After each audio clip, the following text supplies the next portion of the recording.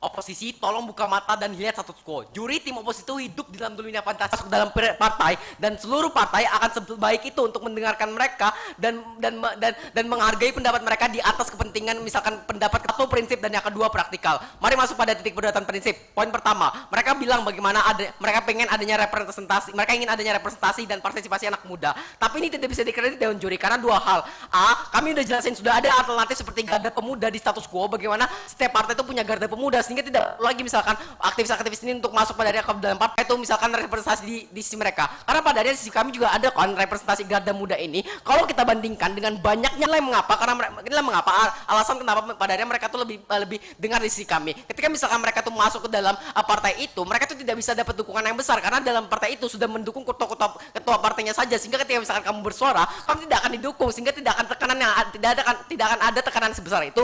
Pun di status quo demo juga tidak akan sebesar itu karena kita udah jelasin bahwa kepercayaan mahasiswa itu juga sudah hancur. Mereka juga semakin apatis karena simbol mereka yang padanya paling nyaring lancang masuk ke partai, ada utang budi kamu ke partai. Ini juga disetujui oleh oposisi. Ini artinya apa? Ketika misalkan kamu udah dicalonkan oleh partai tersebut, kamu udah jadi DPR, kamu harus bikin kebijakan yang padanya menguntungkan partai-partai tersebut, menguntungkan orang-orang yang udah mendukung partai-partai tersebut karena adanya utang budi ini. Ini juga disetujui oleh oposisi bukan? Sehingga mereka membutuhkan kasus mereka sendiri. Justru mereka aktivis kita itu immoral karena mereka punya kapabilitas untuk membuat yang dibawakan oleh Nanda soal isu-isu feminisme, isu-isu lingkungan itu cuma anak pudar dan kamu tuh akan polarisasi, kamu tuh akan diantagonisasi oleh politik. Mereka tidak pernah jawab ini karena apa? Karena mereka tidak tahu harus menjawab solusinya apa. Karena inilah hal yang benar yang terjadi satu kemudian yang terjadi di Amerika Serikat juga pada hari bukan? Atau soal yang kedua, kami rasa mereka juga tidak pernah menjawab bagaimana aktivis itu tidak akan dicekoki oleh ideologi partai. Ketika kamu masuk, kamu tidak bisa tiba-tiba, kamu tuh akan tiba-tiba dinormalisasi bahwa